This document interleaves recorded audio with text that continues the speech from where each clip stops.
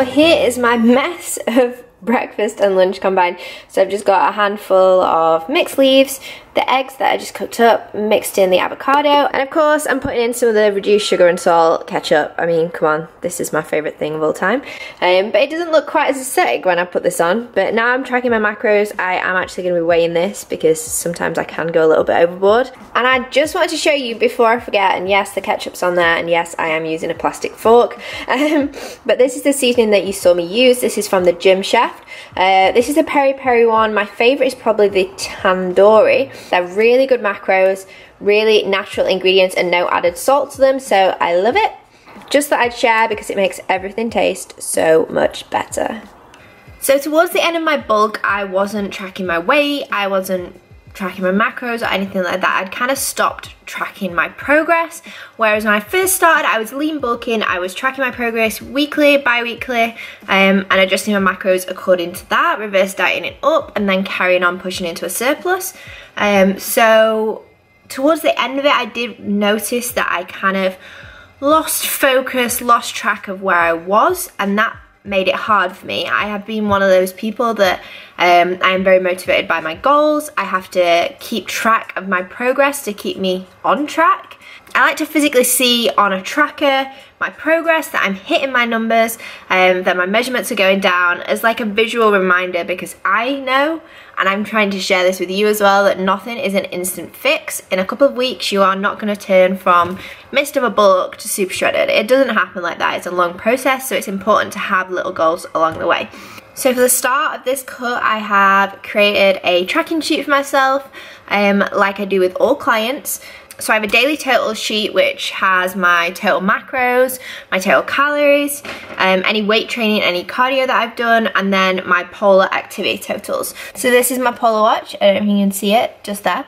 But basically this is the A3000, A300, one of the two. Can't remember. It also comes with a heart rate strap which I wear when I'm in the gym that allows me to more accurately track my workouts. It's more for me, I don't know if you can see that, that's your activity for the day. So this goes up in like percentages. Your aim is obviously to hit your activity goal for the day. I've also created myself a workout plan, and I've also created a weekly tracking sheet. So this is the measurements and things that I'll be sharing on the channel. The macros that I'm on for that week, what weight I sit at the end of the week. Also my waist measurement, so I don't think I included it in the last video. My waist measurement is 31.5 inches. What the hell?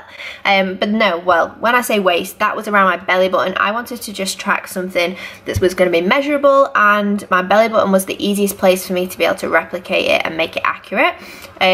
My waist in my cut last year was, I had a 25-inch waist, and when we measured my smallest part of my waist, I think I was about 28 and a little bit inches. It's mainly my hips and like my lower stomach area that I've gained the weight in this bulk.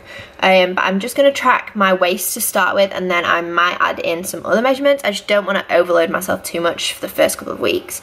And I'm also tracking my body fat percentage, which at the minute is sitting at 26.6%. I don't know how accurate that is, but again, set yourself one piece of equipment or one method of tracking something and stick with it.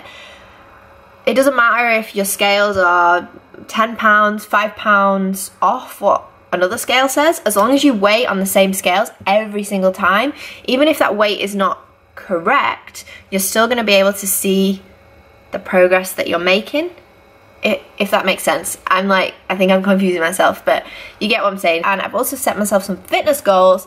So my fitness goals are that I want to be able to, in 9 weeks, to be able to do 5 pull-ups and 5 dips. So I've made it measurable for me because I have literally only just been able to do pull-ups and dips by myself. So I can do 2 pull-ups /3 if you want to count kind of half reps, and 2 full dips, bodyweight dips by myself. So I also want to increase my strength of my squat and my deadlift, but they are lower down my priorities. My main priority is to drop my weight, drop my body fat percentage, and increase my upper body strength. Biceps on triceps, pretty much.